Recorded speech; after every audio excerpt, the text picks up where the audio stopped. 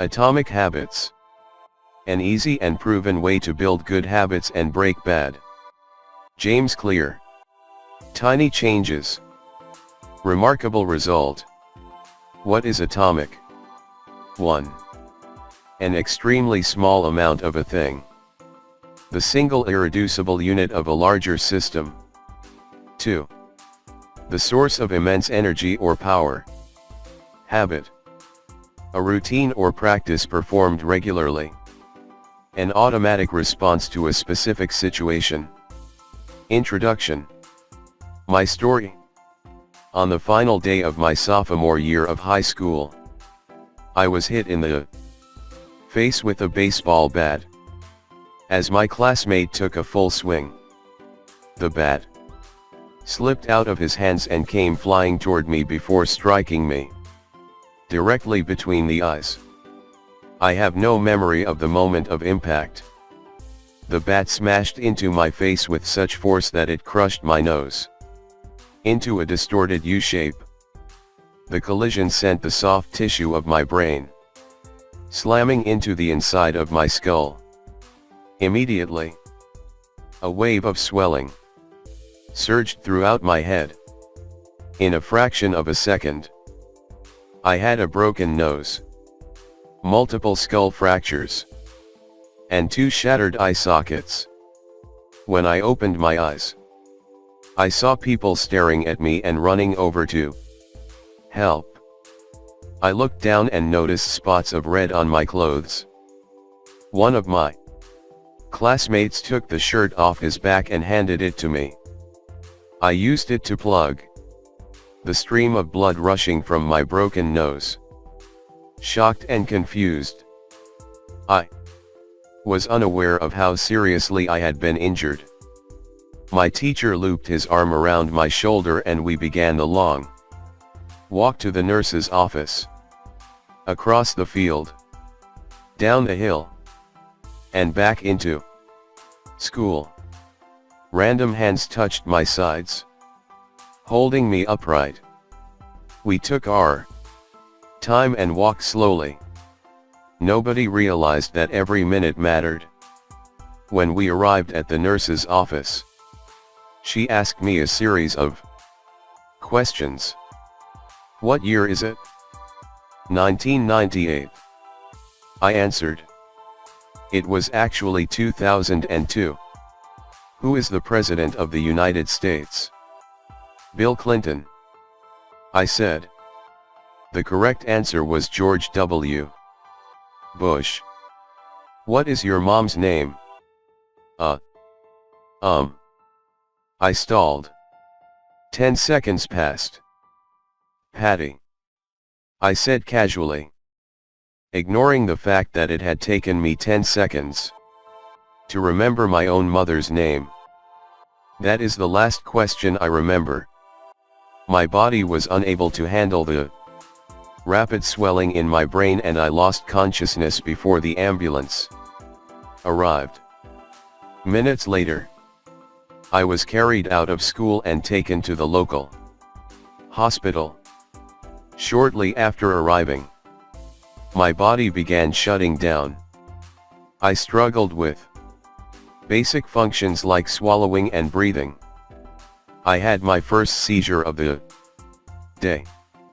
Then I stopped breathing entirely, as the doctors hurried to supply me with oxygen. They also decided the local hospital was unequipped to handle the situation and ordered a helicopter to fly me to a larger hospital in Cincinnati. I was rolled out of the emergency room doors and toward the helipad. Across the street, the stretcher rattled on a bumpy sidewalk as one nurse pushed me along while another pumped each breath into me by hand. My mother, who had arrived at the hospital a few moments before, climbed into the helicopter beside me. I remained unconscious and unable to breathe on my own as she held my hand during the flight, while my mother rode with me in the helicopter. My father went home to check on my brother and sister and break the news to them. He choked back tears as he explained to my sister that he would miss her 8th grade graduation ceremony that night. After passing my siblings off to family and friends, he drove to Cincinnati to meet my mother. When my mom and I landed on the roof of the hospital, a team of nearly 20 doctors and nurses sprinted onto the helipad and wheeled me into the trauma unit. By this time, the swelling in my brain had become so severe that I was having repeated post-traumatic seizures. My broken bones needed to be fixed, but I was in no condition to undergo surgery.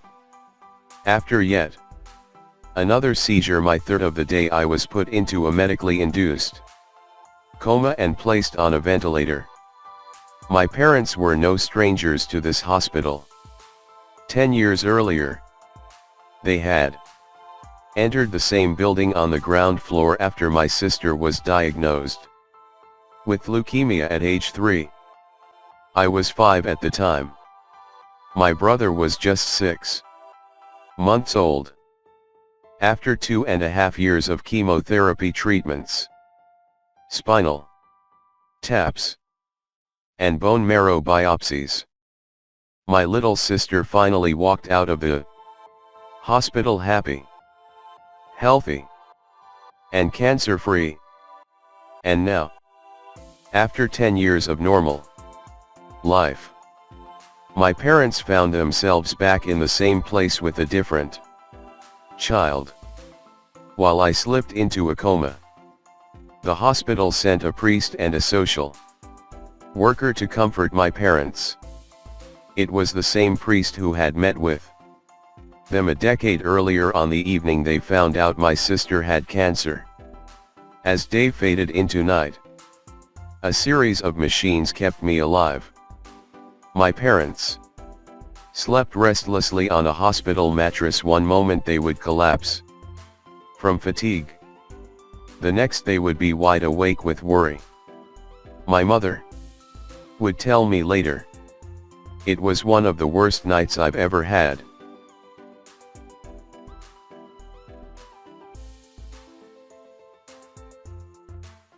My recovery. Mercifully, by the next morning my breathing had rebounded to the point where the doctors felt comfortable releasing me from the coma. When I finally regained consciousness, I discovered that I had lost my ability to smell. As a test, a nurse asked me to blow my nose and sniff an apple juice box. My sense of smell returned, but to everyone's surprise the act of blowing my nose forced air through the fractures in my eye socket and pushed my left eye outward. My eyeball bulged out of the socket, held precariously in place by my eyelid and the optic nerve attaching my eye to my brain. The ophthalmologist said my eye would gradually slide back into place as the air seeped out, but it was hard to tell how long this would take. I was scheduled for surgery 1 week later, which would allow me some additional time to heal. I looked like I had been on the wrong end of a boxing match, but I was cleared to leave the hospital. I returned home with a broken nose, half a dozen facial fractures, and a bulging left eye. The following months were hard. It felt like everything in my life was on pause. I had double vision for weeks. I literally couldn't see straight. It took more than a month, but my eyeball did eventually return to its normal location. Between the seizures and my vision problems, it was 8 months before I could drive a car again. At physical therapy, I practiced basic motor patterns like walking in a straight line. I was determined not to let my injury get me down. but there were more than a few moments when I felt depressed and overwhelmed. I became painfully aware of how far I had to go when I returned to the baseball field 1 year later. Baseball had always been a major part of my life. My dad had played minor league baseball for the St. Louis Cardinals, and I had a dream of playing professionally, too. After months of rehabilitation, what I wanted more than anything was to get back on the field. But my return to baseball was not smooth. When the season rolled around, I was the only junior to be cut from the varsity baseball team. I was sent down to play with the sophomores on junior varsity. I had been playing since age 4. And for someone who had spent so much time and effort on the sport, getting cut was humiliating. I vividly remember the day it happened. I sat in my car and cried as I flipped through the radio, desperately searching for a song that would make me feel better. After a year of self-doubt, I managed to make the varsity team as a senior, but I rarely made it on the field. In total, I played 11 innings of high school varsity baseball, barely more than a single game. Despite my lackluster high school career, I still believed I could become a great player, and I knew that if things were going to improve, I was the one responsible for making it happen. The turning point came 2 years after my injury, when I began college at Denison University. It was a new beginning, and it was the place where I would discover the surprising power of small habits for the first time.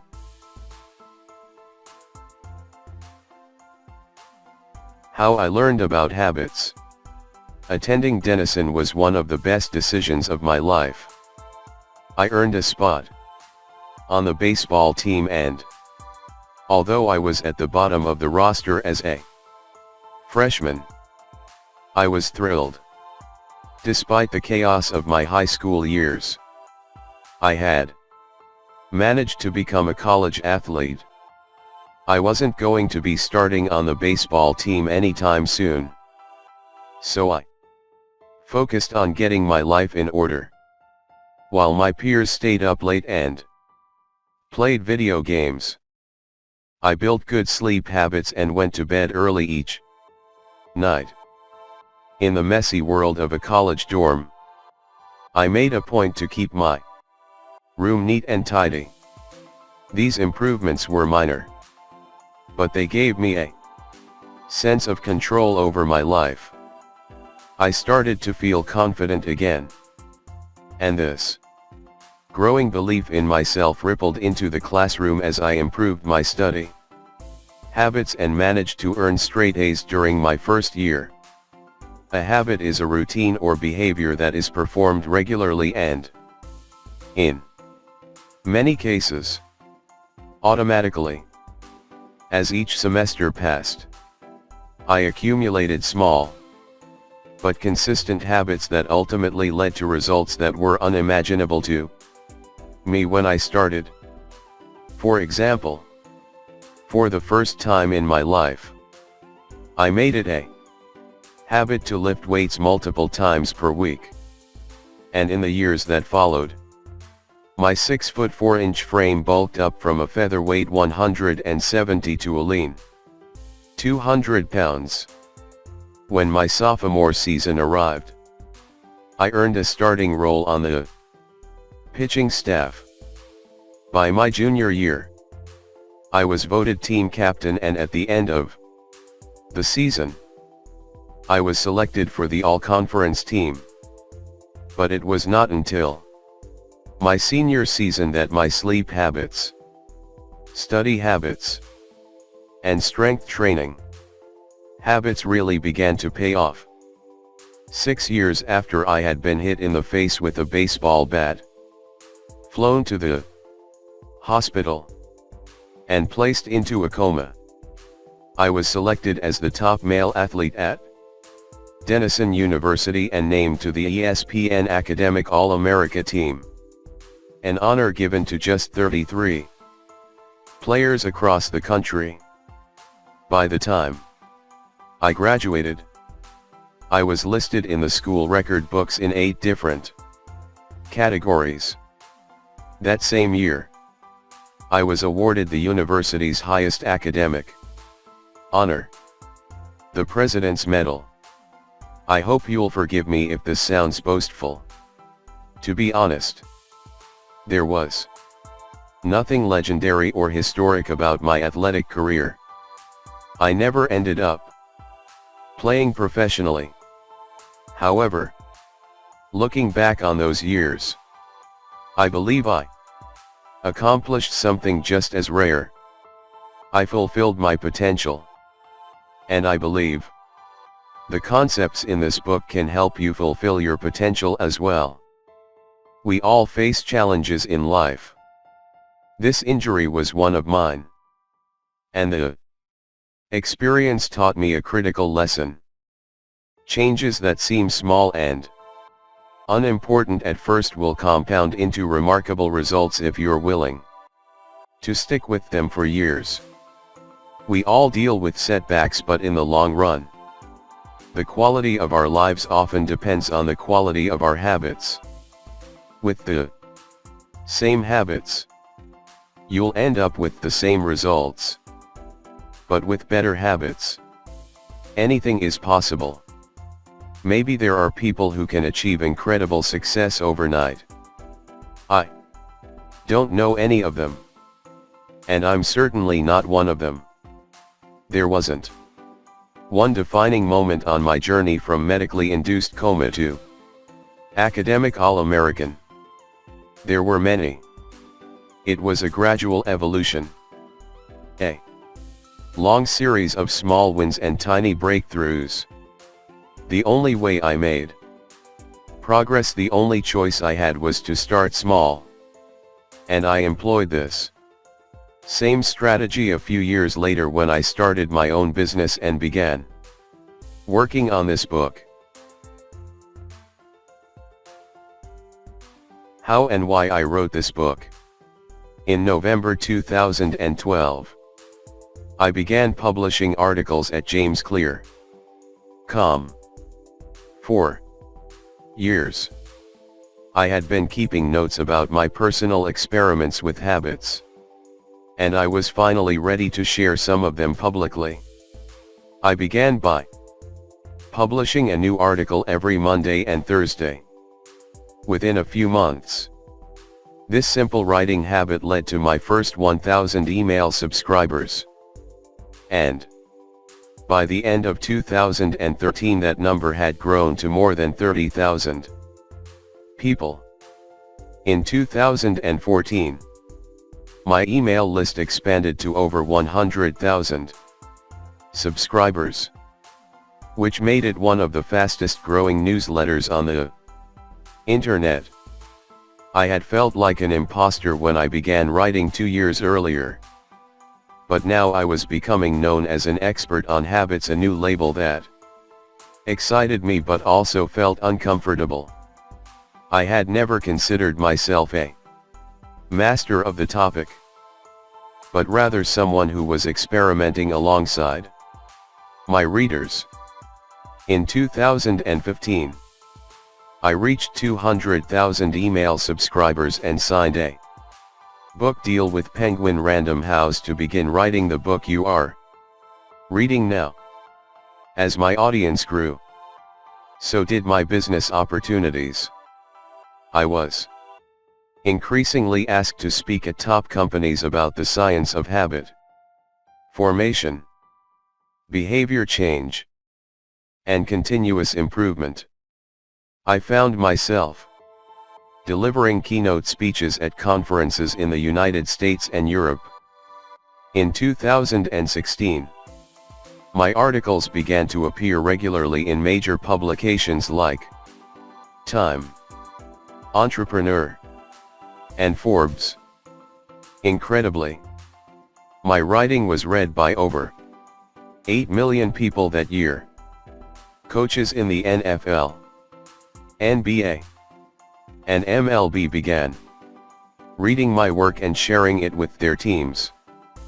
At the start of 2017, I launched the Habits Academy, which became the premier training platform for organizations and individuals interested in building better habits in life and work. Fortune 500 companies and growing start UPS began to enroll their leaders and train their staff. In total, over 10,000 leaders, managers, coaches, and teachers have graduated from the Habits Academy, and my work with them has taught me an incredible amount about what it takes to make habits work in the real world.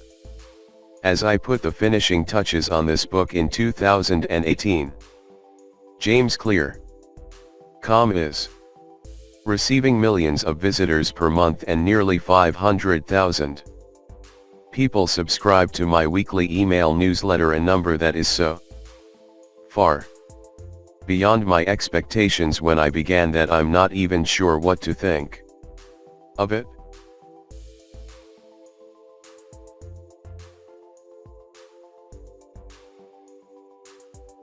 How this book will benefit you.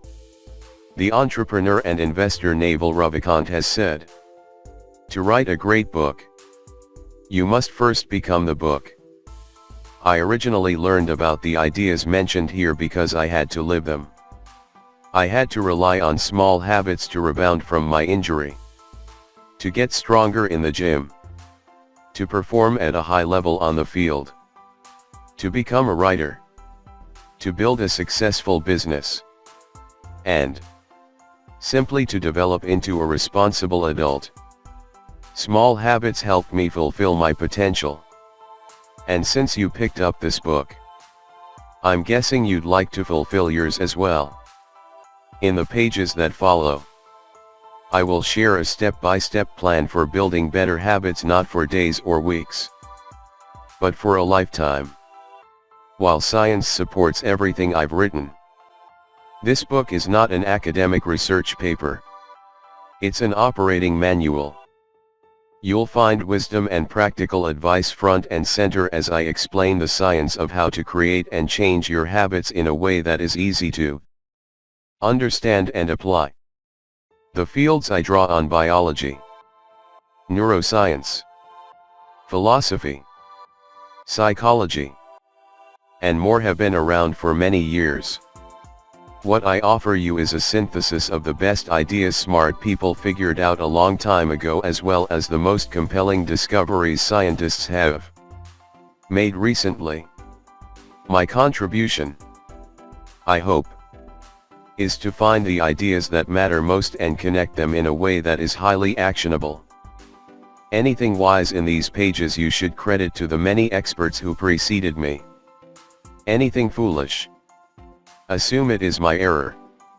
The backbone of this book is my 4-step model of habits: cue, craving, response, and reward, and the 4 laws of behavior change that evolve out of these steps. Readers with a psychology background may recognize some of these terms from operant conditioning, which was first proposed as stimulus, response, reward by B. F. Skinner in the 1930s, and has been popularized more recently as cue, routine, reward in The Power of Habit by Charles Duhigg. Behavioral scientists like Skinner realized that if you offered the right reward or punishment, you could get people to act in a certain way. But while Skinner's model did an excellent job of explaining how external stimuli influenced our habits, it lacked a good explanation for how our thoughts, feelings, and beliefs impact our behavior.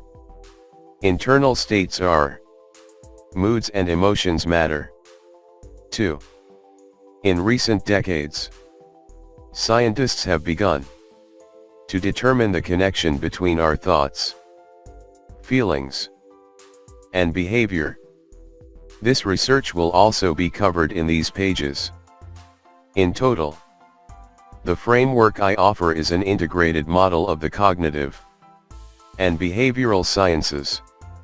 I believe it is one of the first models of human behavior to accurately account for both the influence of external stimuli and internal emotions on our habits.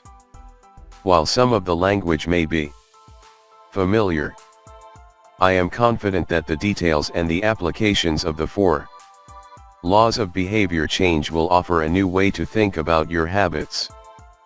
Human behavior is always changing, situation to situation, moment to moment, second to second. But this book is about what doesn't change.